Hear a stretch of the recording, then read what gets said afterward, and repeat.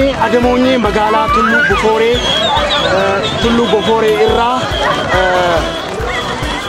achirraa maddee ka'umsa isaa warra Hasana Gurree jedhamee waamamu. Gosti Adamoonyee kuni warra du'aayin kennamtee fi ayyaantummaan isaanii kenname keessaa baga nagahaan gosti kun walgahee walutubuun aadaa duudhaa afaan walii kabajuun of kabajuun yoo jiraate kabraallee kabajuun aadaa godhachuudhaan walutubuudhaan biyyas ijaaruudhaan oromummaa keenya yoo kabajine. Sikkoo Mandoo godina Arsii Lixaa aanaa Kofalee magaalaa Waabee Gafarsaatti gosti Adamoonyee guutuu Itoophiyaa keessaa bakka faffaca'anii wal wallaalanii jiranii sagantaa barbaadanii wal arguu fi wal baruu qopheessan. Sagantaa kana televezyiinii OBS irratti argamuun kaayyoo fi ergaa sagantichaa irratti qopheeffanne qabna. Hanga xumuraatti waliin tura.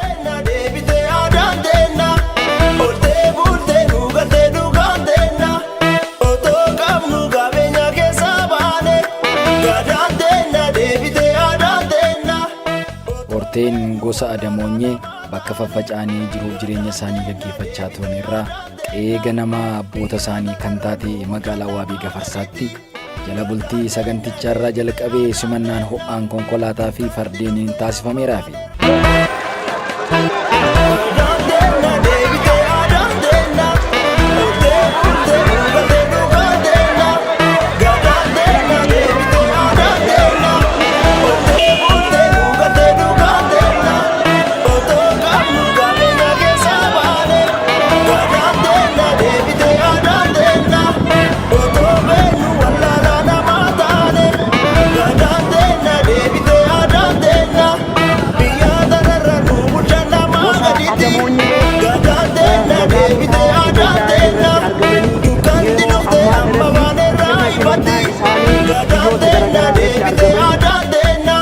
barnootaaf daldalaan hojii mootummaa fi hojii dhuunfaa garagaraatiif hojjechuuf gosa kana keessaa sababa garagaraatiin iddoo biraa kanneen turanis sagantaa kanarratti argamaniiru. Maanguddoonni gosa kanaas keessummootaaf simannaa adda ta'e taasisaniiru.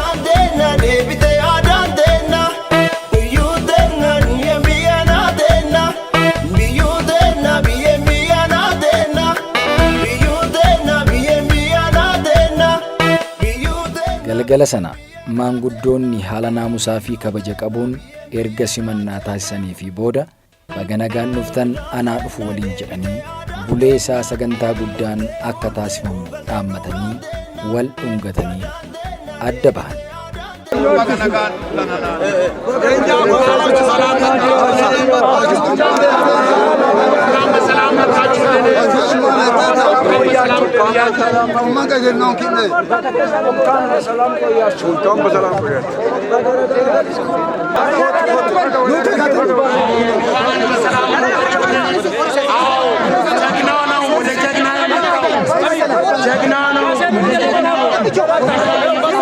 Amma boota qabannaa baga nagayaan dhuftan ammallee anaa dhufu baga dhuftanii አሁን በያለንበት ቦታችን እንይዛለን። እንኳንም በሰላም መጣችሁልን ቤተሰቦቻችን።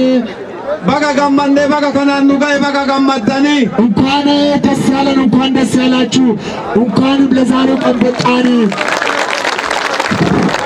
baga gosateen rabbi nagaa waliin nu ga'e እንኳንም ጎሳችንን በሰላም አገናኘን። karaalee baga nagaan rabbi sin fidee እንኳንም መንገዱንም በሰላም መጣችሁልን። baga rabbi fuula rabbi deeme kajiru baga rabbi wal nu geesse እንኳንም ያለውም በሰላም ተገናኝቶ የሞተውም በያለበት በሰላም ይረፈልን። waan irraafe ganama dubbannaa asumarra dhaabna.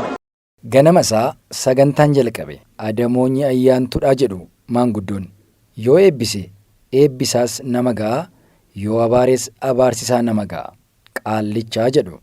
Sagantaa walii yaafachuu yookiin barbaadanii wal baruu wal arguu gosa Adamoonyee bifa baay'ee miidhagaa ta'een fagoof dhiyoorraa horteen gosa kanaa walitti babbahanii jiru.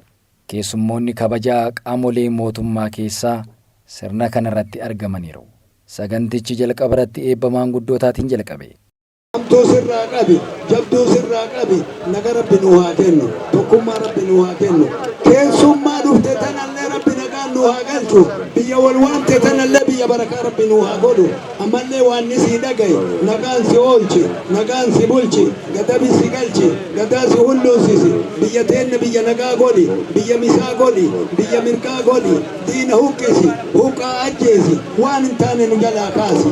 Adamonya Rabbi Gadadab, Hayu Isa Rabbi Gadadab, Dubbata Isa Rabbi Gadadab, Darbata Isa Rabbi Gadadab, Duresa Isa Rabbi Gadadab, Barata Isa Rabbi Gadadab, Dubarti Isa Rabbi Gadadab, Molla Isa Rabbi Gadadab, Sobda Isa Rabbi Gadadab. Baga nuduftan baga Rabbi nagaan isin fide baga kanaan isin gahe wanni nu kanallee taanuuf nagaa kennallee labsachoo misooma kennallee labsachoo nama kennaanillee wal barachoo fi baga Rabbi kanaan isin gahe baga waliin nu gahe jedha. Yaa'iin wal baruu gosa Adamoonyee akkumatti fufetti jira. Kaantibaan magaalaa Waabee Gafarsaa keessummootaan baga qe'ee keessanitti nagaan dhuftan jechuudhaan kaayyoo yaa'ii wal barnoota gosa Adamoonyee akkasiin ibsan. Anaa dhufuu baga nagaan dhuftan isinin jechuu barbaada.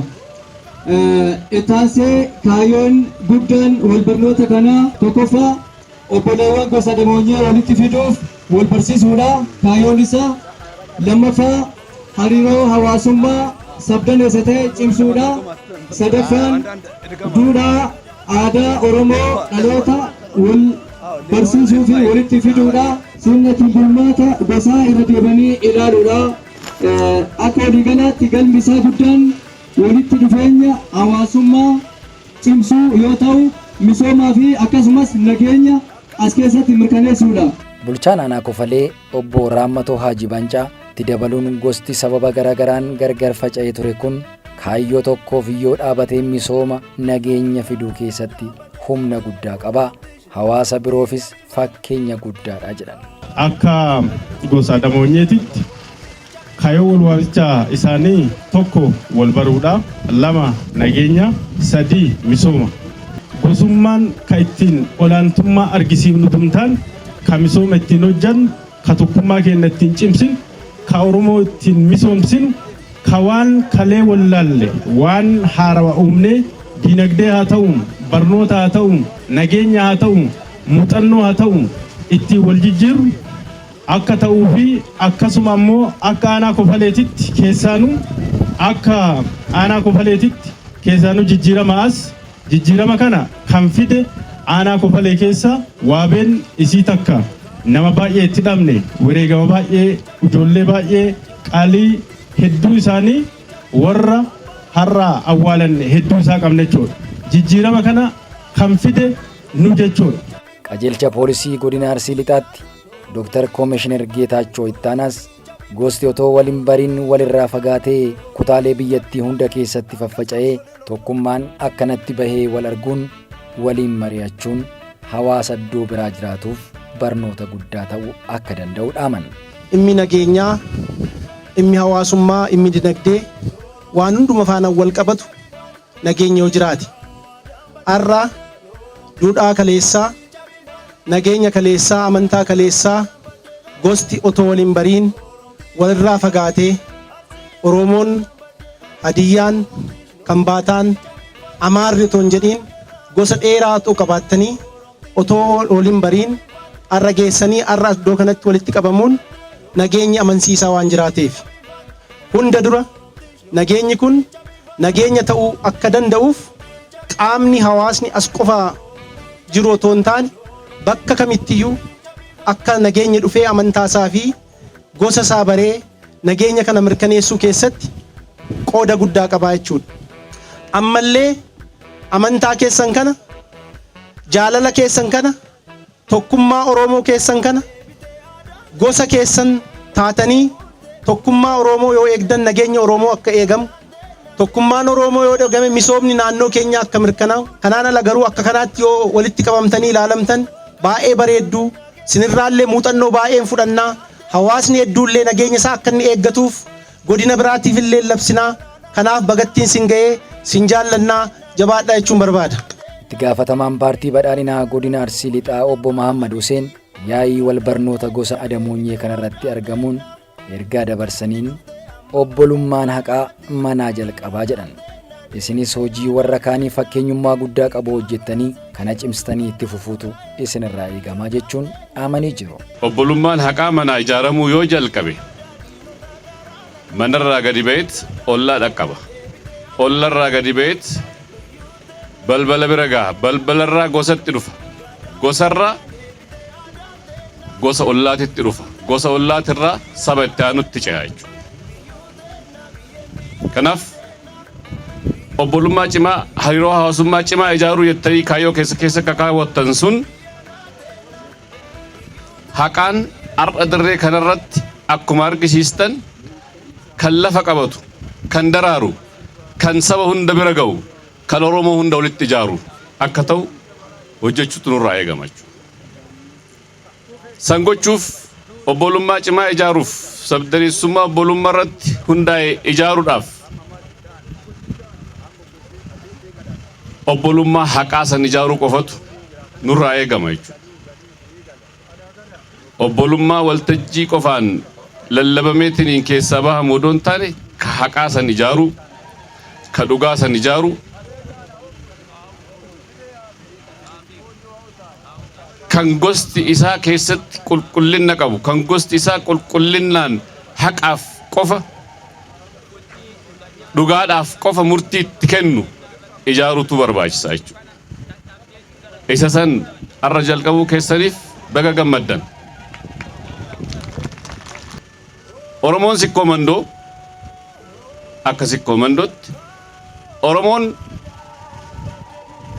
Arsii lixaa akka Arsii lixaatti, Oromoon gosa Adamoonyee akka gosa Adamoonyeetti guyyaa tokkollee mirga nama biraatirraa qosharinaa kennee hin beeku. Hin beekaa? Har'a saniif ol geettanii hin jenne Oromoon haqa tiisa jechuudha. Sikkoo mandoo haqa tiisa jechuudha. Sagantaa yaa'ii wal baruu gosa Adamoonyee kanaaf bu'uura kan ta'e duudhaa ganamaatiin wal qoratanii gosa eenyutu akka argamee fi hin argamne kootu dhufeedhaan jaarsoliin murtii gosa keessaa dhufaniin wal qoratu. Inni kunis taasifamee jira.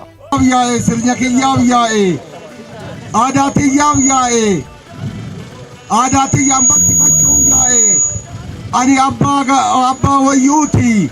Korminatti hin jiru, cumaannatti hin bu'u, korminatti hin du'u, janni kiyya waa ajjeesu, wayyooma kiyyaan gaafatama, kiyya waa ajjeesu, wayyooma kiyyaan fixadha, akka kana naa gali. Wayyuu na offolchi jedha kana sii galu wayyoota qaba wayyoota kiyyaan na offolchitti jedha. Yaa kennu muramte kana kasii mirkaneessu muramte ilma abbaan ofii mirkaneeffatu hamba waamteerta muramte amma warra waamte warra na wali luuqii tana itti adeemu gosa maqaa isii waraqataan si kenneera amma dura isii naa to'atu. Kootu kenne murtii. Kana dhaquufi dura Adamoonyee olee gadii dhufe to'adha. Gosa tiyya argu naqataa itti gala. Awaa to'adha dura. Galuu sii gala. Yaa'ee nagaan sitti haa galu. Awaan kiyyaa gami. Torba. Galuu sii gala. Yaa'ee nagaan sitti haa galu. Inni na waliin dhala ta'e eenyu. Saayimmanna. Galuu sii gala. Yaa'ee nagaan sitti haa galu. Dhufeera. Hin to'adha. Kootu. Lammaffoo eenyu. Madarchoo galuu sii gala. Yaa'ee nagaan sitti haa galu. Dhufeera harkaan natti haa mul'isu. Kootu. Kaittee aanu eenyu. Kaittee aanu aniinya. Galuu sii gala. Yaa'ee nagaan sitti haa galu. Dhufeera hin to'adha. Hin to'adha. Kootu. Allujaana to'adha. Galuu sii gala. Dhugee nagaa naa galu. Anaasittuu. Dhufeera. Kootu. Aboosarri dhufeera. Hin to'adha. Naa mudhadhu yoo dhufteeraatti. Kootu. Awaan kiyya qixxaa'eera. Awaan qixxaa'e. Galuu sii gala. Dhugee nagaan sitti haa galu. Anaasittuu. Kootu. Maal jedha abbaan murtii asirra wayyuuni. Amma Adamoonyee to'adha ka olii gadii dhufe eega awaa to'adhee ka'e hirphoon ta'isaati Adamoonyee urgee maraa dhufeera Adamoonyee to'adha waraqataan. Kootu. Adamoonyee kofalee hirphoon ta'erra waame Adamoonyeen duramee naa dhufeera. Hin to'adha. To'adhu. አደሞኜ ዱረሜ አውጡ እጅ አውጡ። ከዱረሜ መጣችሁ አደሞኞች፣ ከዱረሜ መጣችሁ ዱፌራ ስኒ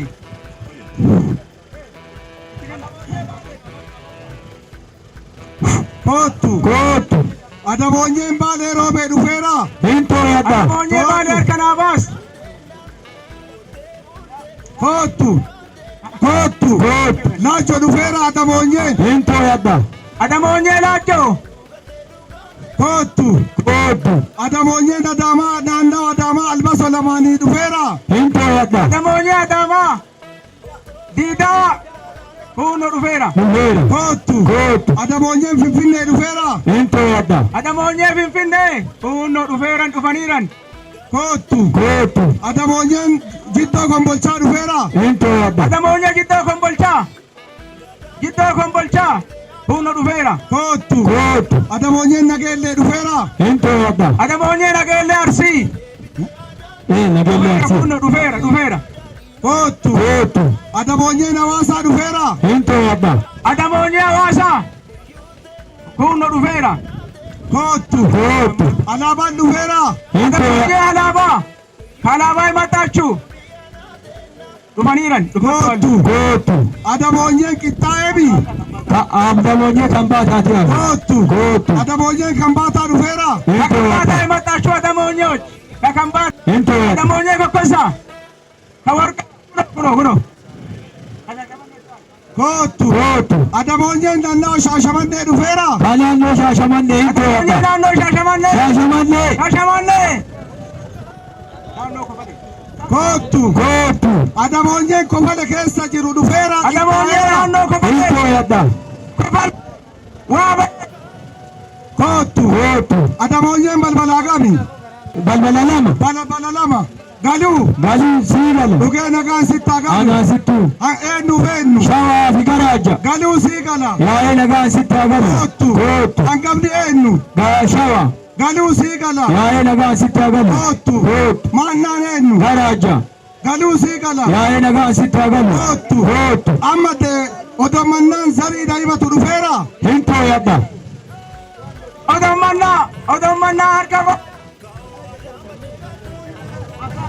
ኮቱ ሀሰዲ ዱፌራ ሂንቶ ሀሰና ደሞኜ ሀሰና ዱፌራ ኮቱ ዳዬ ዱፌራ ሂንቶ ዳዬ ሀርከባስ ኮቱ መተቾ ዳዬ ወሊና ዱፌ አዋኪያ መተቾ አዋኪያ ዳዬን ኢሌ አበደርሱማ ወሊ ዱፌ ቢሬ ኮቱ አማ ያኒ ኪያ ዋምሲ ኪያ ቂጣኤራ ቂጣኤ ዋምሲ ኪያ ከጎሳ ና ቂጣኤራ ጋሉ ሲገላ ያዬ ነጋን ሲታገላ ኮቱ አማ ዋዩ ፊት ዱቢሰ መንዶዩ ወሊን ብሉ ዋማ isa to yadda isa to galu sigala yayi naga sitagal kotu barisa ol jamara shaydamni na dufera ento yadda shaydama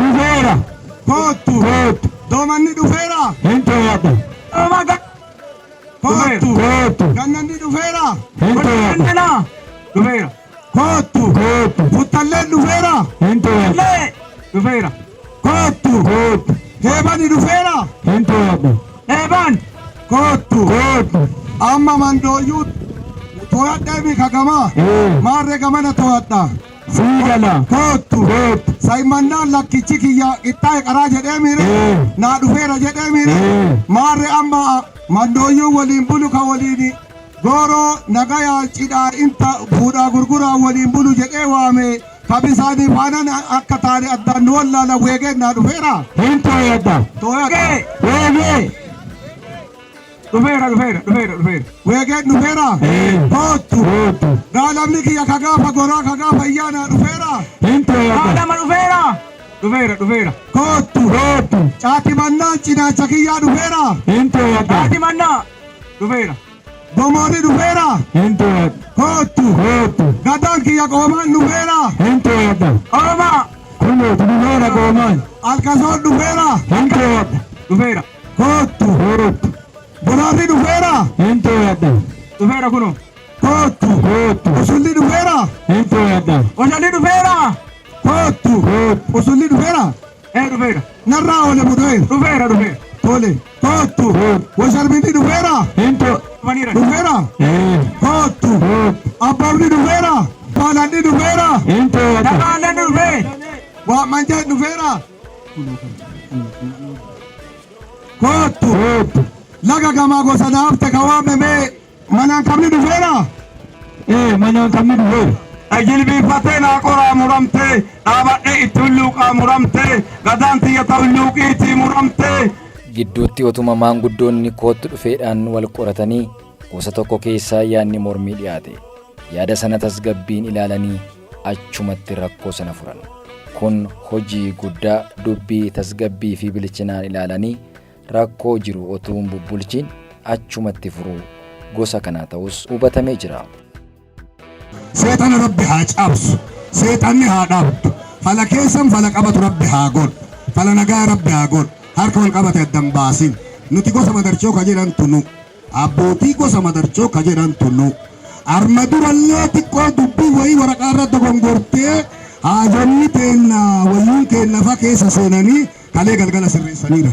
Waa sirreessantu battalaakayaa dhanarra dubbatama. Maal inni yoo jettani tafaaladhini gosa madarchooti balbala bushaashaatiin walit gala ilma bushaashiiti eessatti madarchoo keessaa bahee jennaan maqaa tafaalaqaa gosa eenyu adda baasanii kiyya adda baasan ka jedhu madarchoo rifate takka jedhaa qabadha.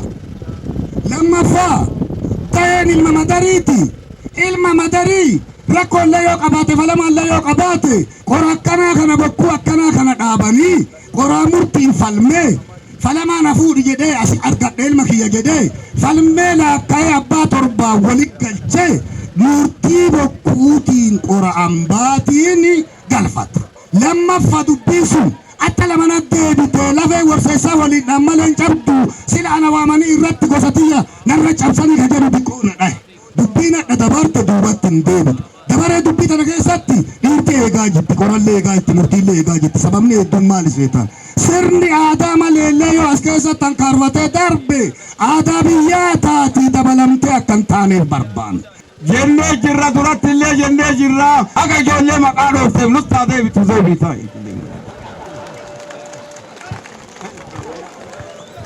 Lafeen na dhukkube, lafeen na fayyee, lafeen ta'e haa fayyitu. Nadhiis, lafeen ta'e haa fayyitu. Dhumarratti yaa'iin kun murtii gurguddaa muruudhaan yaa'ii isaa xumuree jira. Dhugee nagaa sitti haa galu. Alaa isinittuu kootu awaashanii wayyuu hin muraa hin mursiisa. Nama ajjeesullee itti himatan malee lallamni ittiin jiru, kormii ittiin jiru, waraanni ittiin jiru inni na kennate guutuu korma irra naanna'ee guutuu qoraaf. Waan inni kaayate kanatu maatilee guutuu kormaan dabarsaa fi galuu sii gala. Dhugee nagaa sitti haa galu. Alaa isinittuu abbaa murtuumi. Maaree wanni ati dabarfatte. Amma raawwatee muramte naannoo raawwatee muramte baqatee muramte uumaan baatii muramte hin himatan malee lallaban qabu korman qabu jedhee muramte amma dhugaan baatii muramte kormaan hulluusiseera muramte itti gootee muramte waan dalloo dumaani waan addanni kaayate qoraan baabakkuun dhumtee muramte raawwadhee fi jira muramte naanna'ee fi jira muramte gootee gootaa abbaa yookiin murra hulluuqii ofirra gattaa kenne. Maanguddoo fi hayyuu gosaa kan ta'an Saayid Ganamoo Abbishuu aanaa Kokossaarraa yaa'ii kanarratti argamaniiru. Gosaan Adamoonyeedha. Adamoonyeen kun eenyu? Akkamittis babal'atee akkasitti wal horee jennee gaafanneen akkas jedhan. Adamoonyeen kun ka jedhamu aadaa qabaa, diinii qabaa, diiniin bulaa bakki isaan ta'an dur facaanii bakka mara qoodamanii baala irra ta'anii baala biyya baallii qabdu jedhanii warra du'aayitii warra karaamaatii sababaa kanaaf jedhanii karaamaa kanaaf abbaa isaanii qubeen birrii irraa baddee ijoollee baay'ee qabanii qubeen tun baddee jennaan qubee tana soqanii dhabanii maal taate jedhanii gaafatanii shawaa ilmaan teetiitu fuudhee qubee teessan balleesse maal godha jettee ilmaan tiyya karaa bada biyya mara keessa deema bakka geettanin birrii ta'a. Meeta taa hin dhokatina bakka jirtanis fa'aa ta'a jiraadhaa jedhanii akkasiin bakka isa irraa ka'an bataatti namne aqxara dudda arsii godina akka Itoophiyaatitti kaabaa kibba bakka kana safarree nu warri akkasii deeme ilma abbaa tokkochaati shawaaf garaajaa jiramna bakka deemne kanatti akkaataa nutti hin bullu diinii nama lallabnu nama saafnu nama zarafnu nama ajjeefnu hiiloo qabna kabajaa bulla bakka ammoo minaalbaata tasa ilmi kiyya waa balleesse qajeellee akka aadaa isaatiin akka seenaa isaatiin fixannee araaramnee uummata waliin bulla yoo kiyya ajjeesanillee lallabni natti hin jiru korma natti hin qalanii comaan natti hin bu'u qora natti hin dhaabanii natti erganii gaafa na ergan hin dhaqaa seera saniif fixadhaa seera saniin araaramnaa kana fakkaata. Abbaa Gadaa Huseen Badhaasoo gosaan Adamoonyeedha. Akka gosaatti akkasitti walitti dhufuun wal barbaaduun faayidaa akkamii qabaa jennee gaafanneen akkas jedhan. Adamoonyeen kakaasuuf, beeksisuuf, sochoosuuf, ol qabuuf, aadaa huqqatti, gadaa huqqatti, seenaa huqqatti, seenaa dhabne, seenaa cabdi, ta cabdi qajeelchuuf, ta dabdi qajeelchuuf, ta cabdi midhaasuuf, ta kufti ol qabuuf, kaleessaa gaafa Boorana barreentu gaaf jedhu Oromoon Boorana jechuun boroo jechuun hangafa barii jechuun barreentu jechuun dhiyaa bariintu Oromoo ta'uun ragaan seeraaf seenaa biyyee bifa afurii akka kallattii bifa namaatti dachee Oromootiitu qaba. Erga ta'ee dirree diriirtuu abbaa muudaa irratti abbaan Adamoonyeen Gadaa qaalichi shanii kun torba tajettu lamatu damee shammata. Damee lama shanii wali jaaf torba waan taateef dameen ennufata jettu madarchoon damee jenna ammallee deebinii aboosarru damee jenna shanan kwaalit gadaan shan awaan shan odaan shan shanoon shan shanachi shan baalliin shan wanna akkana ta'eef Adamoonyeen gaafa tumaa seera ambaa qaalichi shanii gaafa tumaa seera ambaa Gadaa waliin taa'ee dirree ufii irratti dhiyaa barii ufii irratti ilma ufii irratti lafa ufii irratti saa ufii irratti karaa irratti gabaa irratti awaajee irratti seera tumate qaba. Seerri tumatee raawwiin qaalichaan raawwatame. Haji Abdallaa Kartuu Korrosoo jedhamu walitti fiduu gosoota Adamoonyee kana keessatti barreessaa gosoota Adamoonyee aanaa sadiiti. Yaa'ii wal barnootaa kun kaayyoo 4 qabatee walitti dhufee jedhan. Kaayyoo kanas haala milkaa'ina qabuun dhimma walitti dhufameef mari'annee karoora qabannee adda baanee jedhan. Jalqabarraa uummanni Adamoonyee duuramee jiru asiin dura bara 1986 Adamoonyee naannoo aanaa sadii waamee waan tureef rakkinna nageenyaatiif wal qabatee yeroo guddaa waan yaadamaa tureef barana haala nageenyaa kana irra dhaabanneeti wanni kun galma ga'uu qaba jennee waa 4 kaayyeeffannee waliin waamneerra. Wanni 4 Adamoonyeen Oromiyaa keessa jiru ka Itoophiyaa keessa jiru bakka mara faca'ee waan jiruuf innillee akka wal baratu barbaanneeti.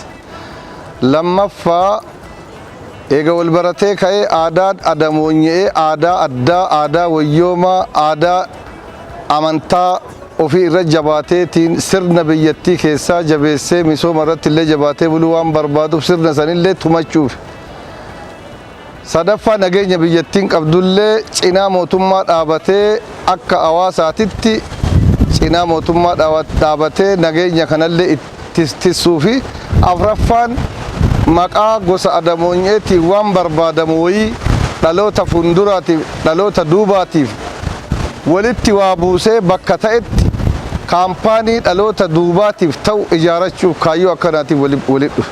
Wanti irra waliigallee amma cidha keessaa eega baanee firoota jiru ka ollaallee waamnee gosoota jiru Adamoonyee bakka jiru aanaa jiru keessaa godina jiru keessaa eega waamnee misooma waliigalaa hin ijaarraa lafa bakka ta'etti gaafannee buusii garagaraa irraa waliin buufnee qabaataa keenya ka biyya alaa jiru ka biyya keessa jiru dubbifnee irraa walitti awwaaxaanee waan dhaloota boruutiif ta'u ijaaruuf kaayyeeffannee achirra waliigallee addaan galle. Ergaan inni of keessaa qabu akkuma Adamoonyeen amma wal argetti biyyoonni jiran wanni gosoota garagaraa muuxannoo gaggaarii asirraa fudhatanii haala kanaan akka wal cimsaniif akka jireenyaaf jiruu isaanii cimsan ergaa isaaniif dabarsa waan kana. Haji Siraaj Gammadii Qaabatoo walitti fiduu gosa kanaa keessatti koree olaanaadha. Gosti wal barbaaduun wal arguun kun duudhaa aadaa kaleessaa jajjabeessuu fi deebisuu keessatti qooda guddaa qabaa jedhan. Ga'een gosti wal gahu kuni duudhaa kaleessaa, aadaa kaleessaa, amantaa kaleessaa san jajjabeessuuf namni kalee waliin beenne adda wal barachuu, namni kalee aadaa gate adda aadaan tiyya tana jedhee itti gammaduu. Yeroo kana keessatti ammoo yeroo wal qabsiisee namni keenya walii yoo dhufe wama hundaanuu walii barumsi wal arguun bu'aa guddaa waan qabuuf sirriitti itti amannee waan itti amannee waggaa dheeraa irratti faanyee adda milkii kan argannee jirra. Kaleessa sirna hamaa keessa turre. Oromummaan kennan awwaalame. Amantaanis awwaalamne. Biyyuma keenya kanarratti orma ta'an. Waan isin ajaa'ibu. Haile Sillaaseen haasaa kana sirriitti beeka. የተከበራችሁ ኢትዮጵያ ህዝቦችና በኢትዮጵያ ውስጥ የምትገኙ ሙስሊሞች ይላል አያና ረቲሮ ሀሳ ጉዱ ጀቸከና ከነ ነው እንጀዳ ነማ በየከነ እንጀደ ነው እንጀደ ቤክ ዮ መፈደስታት ነማ ጀሱን ዶርገማ ዳጀ ዮ ኦሮሞ ስታት ይል ገኑ ቀበ ገኑ ጥቄሰኒ ከናፍ አማ ይሮ ከን ኑ ዋን ሰንብረ ደርቢኔ ዲባ ሰንብረ ደርቢኔ አዳሞ yeroo of bulchutti deebina an uf ta'ee Oromoon uf hin jedhe an muslima uf hin jedhe muslimummaa kee calanqasiise amantaa kee ibsee amantaa irra darbee sabummaa kee ibsee yeroo kan argachuu kaka'eni waa waggaa fagoo keessa ture san har'a ammoo yaadanne yeroo nu yaadachiise nageenyi keenyas mirkanaa'ee nu yaadachiise ummata kana yaadannee walii waan of dandeenyee jirra. Wanni guddaan nu milkaa'ee jennee yaadna. Akka milkaa'us beennee wareega guddaa kaffaleetti seenneerra. Ka'umsi kenna. Adamoonyeen kun maali waan jedhu. Adamoonyeen kun eenyu? Maaliin bula? Aadaan isaa maali? Waan kalee dagatame yooma ofiitiin bula adamoonyeen tuqaan qaba butaan qaba. Adamoonyeen kana gahaati. Intala namaan butan qabeenya namaan saaman.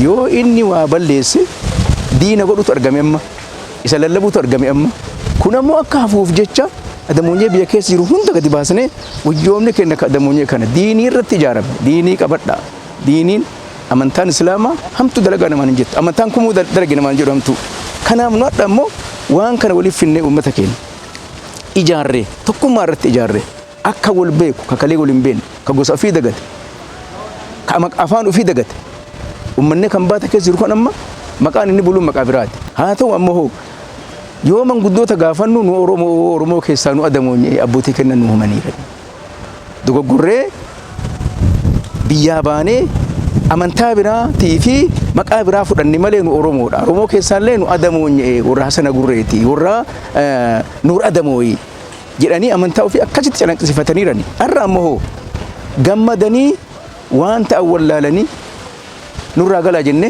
bakka bulluun qabnu nurraa galaa nyaata fedhanne jennee ofirraa hubneerra hin galu asii jedhanii lafa nuu qoota lafa agartanii lafa diidaa lafa kun warra kenna diidaa isa agartanii waa beesan dirree kana dirreen kun lafuma eega jiraate asitti nuu qoota as gallaa lafa kenna nuu kenna laftee eegata adamoonyee taate haga jedhaniin bahan galuu haga didan manguddoonni gugurdoon waan isa ajaa'ibu doktorootatu jira bulanii shaashamanne walitti isin waamna nuun jedhanii bariisa bulfannee walitti dhufna jennee irraan. Itti dabaluunis akkas jedhan Haaji Siraaj wal arguun keenya nyaannee dhugnee galuu qofa osoo hin taane waan guddaa waan mul'atu maqaa gosa kanaan hojii misoomaa hojjechuuf karoorfannee jirra jedhan. Kaawwan kenna guddaan maali? Uummanni adamoonyee kun nyaatee dhuguu bicha osoo adda ba'uu hin taane akka argitan biyya hunda keessa jira. Biyya keessa jiraachuu bicha miti abbootii qabeenyaatu jira. Doktorootatu jira, hayyootatu jira, qabsaa'ootatu jira. Biyya irra darbee alas jira namoonni gurdaan kun. Isaa kana maalii waliif finnawoo jennee ilaallu wanti amma isin hin jennu sun hundinuu murtaa'eera ka abboolessi kenna duraan dubbatan sani wal barataniiranu seera adamoonyee tumameera haarawomeera ka tumamuu osoo hin taane hin haarawomfame jechuudha ka qara dulloomee gatame sun haarawomee jira achirraa hoo ammoo misoomaan walitti dhufnee maqaa adamoo jedhan kana adamoo kuni ilmaan lama argate shawaa argate shawaan kun hangafa garaajaa argate ilmaan lama argate ilmaan lamaan kana tooree adda badhate namoonni kun akkamii walitti dhufa jennee olaallu maqaa adamooyiiti maqaa nuur adamooyiiti wanni guddaan waan fine dalaguu hin dandeenye qabeenya guddaa qabna walitti ijaarre waan garagaraa biyya garagaraa irraa walitti fuune alarraallee doktoroota qabna saniin hunda walitti fuune marii geessinee jirran kan marii geessinee adda mataa muruuf ta'arra malee isaasa walitti finnee kampaanii guddaa ijaaramee maqaa adamooyiiti Finfinnee keessatti dhaloota guddoo Finfinnee eega jenne Finfinneen teenna adamoonyee Finfinnee argitaniirtan ka adaamaa kana argitaniirtan as keessa ciciisu dureeyyiin kanneen hunda waliif finnee maqaa adamoonyeetti waa wayii ijaaruu barbaanna. Shaashamannee keessatti handhuura adamoonyee waan taateef handhuura shaashamannee irrattis waan san ijaarra. magaalaa guddoo waabee san keessattis mana barumsaa ijaaruu barbaada isin rabbiitiin kanaaf koreen kenna qaraa qophaa'anii jiranii koree qorannoo jennee qopheessinee guyyama kana bichaa waan eegaa duruuf ayyaana kanaan xumurree jirra warri kunniin hundinuu ijaaramanii ji'a tokko keessa qoradhaati waan sila qopheessitan kana nuu fidaa jenneerraan isa eegutti jira amma waan nurra darbee namoota baay'ee hojii dhabeeyyii uf jalatti ka'ammatu waan gugurdaa oomisha gugurdaa ijaaruu akka dandeenye irratti walii gallee yeroo gabaabaa keessatti qoradhaan nu dhiyeessaa jennee Ameerikaa irraa ogeeyyota doktorootatu jira achirraallee koree kana keessa galchine Finfinnee kana keessa doktoroota jira kanas koree keessa galchine koreen kun qoratee Shaashamannee irratti walgahii tokko goone akka seera san tumannee miseensota illee ijaarannu seera kun qopheessinee jira ogeeyyoon ammallee nu bira jiran. Gosti akka gosa isaatti walitti dhufuun tokkummaa cimsaa jedhan Haji Siraaj. Walitti dhufuun kenna tokkoffaa tokkummaa kenna mul'isa. Armaan dura tokkummaa hin qabne Oromoo waan biraan dhabne Adamoonis waan biraan dhabne beeke waan hunda qabna nu lafa qabna qabeenya qabna beekas qabna hayyuus qabna doktoras qabna kanu dhabne hoo tokkummaa ta'uu dhabu tokkummaa bichaadha kadhamanne amma tokkummaa san barbaadu jirra kanu tokkummaa san barbaannee irraan baanee irra amma harka deeffannee jirra tokkummaa irra darbinee misooma seenuu qabna misooma seenuu karoorfanneera misooma jennu hoo hiyyummaa jalaa ba'uuf rakkoo gurguddaa jalaa ba'uuf namni biraatu amma akka nuuf fayyadamu faayidaa nama biraa hojii dhabeeyyii kennallee as jala deebisnee akka namni kenna dalagaa argatu gochuuf gahee guddaa yoo nageenya jiraate wanti amma jennu kun hundinuu argama kanaa walii dhufuun nageenya fidaa misooma fidaa guddina fidaa sin jechuu barbaada ooqa bulanii lukaan deemanii beelahanii seenaa kenna fuudhanii nuun gahaniiran yeroon duraatiif ka ammaa tokkoo miti ilmaan kenna barattaniirtu qabeenya qabdu rabbi isin barsiiseera abbootiin teessan osoo hin baratin isin barsiisanii ulataa jazaa guddaa isinirraa qabna amaanaa kana bakka jirtan maratti warri dhageettan xumurree jirra koree itti ijaarreerra misooma keessa seenaarra pirojektii guddaa qopheessaa jira bocee isiniif fidaarra akka koreen kun bocee isiniif fideen namni hundi bakka jirtanitti kaatanii misooma kenna kana misooma nuur Adamooyi kana akka bira nu dhabattanii dhaamsa maqaa Adamooyitiin isin dabarsee jiran. Haji Jamaal Haji Kadiiroo jedhamu qabaa maallaqaa gosa kanaati. Hawaasni yoo ijaarame waan guddaa tokko hojjeta humna waliif ta'a jedhan. Kanaaf walitti dhufeenyi gosa kanaas hawaasummaa cimsaa guddina diinagdee keessattis gahee guddaa qabaa jedhan. Gosti kun dirqama wal baruu qabna wal beekuu qabna jedhee kaayoon isaa kaayoo wal baruuti. Kaayoon isaa kaayoo wal baruu yoo ta'u itti aanaa ammoo kaayoo diinagdee walitti hidhamuuti. Kaayoo diinagdeen walitti hidhamuuti. Sadaffaan hawaasummaa ofii kana cimsachuu waliin jireenya gaddattis ta'ee gammachuu irratti wal bira dhaabachuu kaayoo akkanaa akka horatu yaadameeti sirna guyyaadhaa kun kan qabameef. Haa ta'u maal gochuu qaba? Dhumarratti maal yaadaniitu maqaa gosa kanaan nyaatamee dhugamee wal argameetu gargar bahuu qofa osoo hin taane dhumarratti maalii walii galta? Maqaa gosa kanaatiin gosti kun nyaatee dhugee addaan galuu qofa kaayoon qabu. Kaayoon isaa waan ufafutti yookaan ammaan booda wanti wayii yoo karoorfame wanta kana karoorfame jennee ifa goonu malee amma waan kana waan jechuu dandeenyu miti. Maali galata isin qabdu? Galanni nu qabnu dhimmi kun nageenyaanis ta'ee wantoota adda addaatiin akka milkaa'ee rakkoo takka malee ummanni hagana gahu wal gahee akka addaan galu warra deeggarsa nu godhan. Waajjira aadaaf turizimii, waajjira nageenyaa, waajjira bulchiinsaa, kan godinaa, kan aanaa akkasumas kan magaalaa kun marti galata qabdanii sirna kana akka nagahaan wal gahee sirni kun addaan galutti nu bira dhaabachuu keessaniin galata qabdanii ulfaadhaa isinin jedha.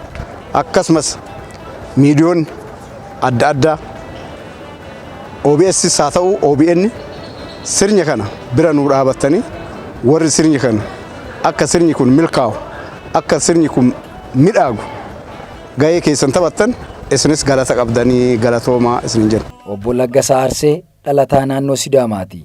Gosaan Adamoonyeedha. Sabaanis Oromoodha. yaa'ii kana irratti hirmaachuu isaatiin baay'ee akka gammadee fi gara fuula duraattis walitti dhufeenya kana cimsannee waan guddaa tokko akka gosa Adamoonyeetti hojjechuuf murteeffannee jirraa jedheera. Namni kun abbaan isaa Aanaa Kokossaarraa umurii waggaa 12 bahee Sidaamaatti akka guddate himuun nuti sabaan Oromoo gosaan Adamoonyee ta'uu keenya አባ ኬኛቱ ኑት ሜጀዴራ የአባታችን እናት ሲዳማ ነበረች እና አባቴ ኦልሞስት የ12 ዓመት ልጅ አያቱ ጋር ይዛ ነው ያስቀመጠችው። አባቴ እዛው ቀረ፣ እዛው ሀብት አፈራ፣ እዛው አገባ። እኛን እዛው ነው የወለደው። 8 ሴት ልጆችና 6 ወንዶችን ነው። በህፃንነቱ ነው ወጣው። በህፃንነቱ ነው በ12 ዓመቱ ከዚህ ከበተላ ከኮኮሳ ወረዳ በተላ ነበረ መጀመሪያ የተወለደው። እሱ እዛ ሲወለድ ወንድሞቹ 4 ወንድሞች ነበሩ። ከአራቱ ብቻኛው እሱ ነው ወጥቶ ወደዛ የሄደው። ከልጅነት ጀምረን እኛ ያው ተያይዘን ነበርን፣ ብዙም አልተለያየንም። አባታችን ሲሞት አጎታችን ነበረ፣ የአባታችን አጎት ነበረ። በላቅሶ ላይ የወጡትን ሰዎች ልጆቹን አደራንኩ ተቀበሉ ብሎ አሳውቆ ነው ሰጥቶን ነው የሞተው። ከዛም በኋላ እኛም ያው አልተወንም፣ ያው ቤተሰቦቻችን ይዘን ነው ቆየነው። እዚህም ያሉ ወንድሞቻችን እየተገናኘን ነው ቆየነው። እኛም አደግን፣ ያው ቤተሰባችንን መተው አልፈለግንም፣ ተከታተልናቸው። ዛሬ ደግሞ እድል አግኝተን ወደዚህ መጥተናል።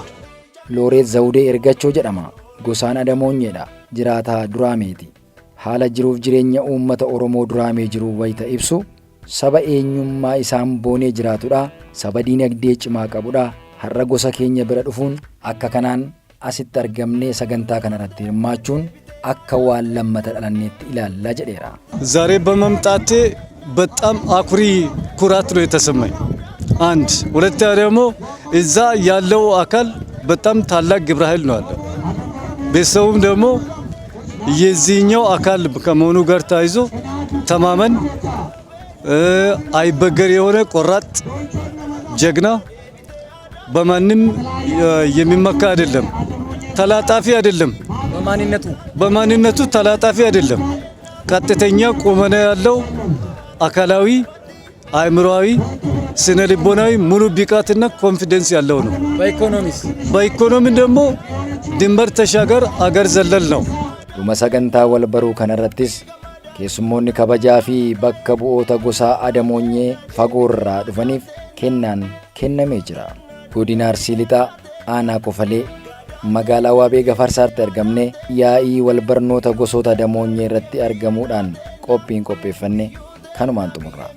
Nagaatti.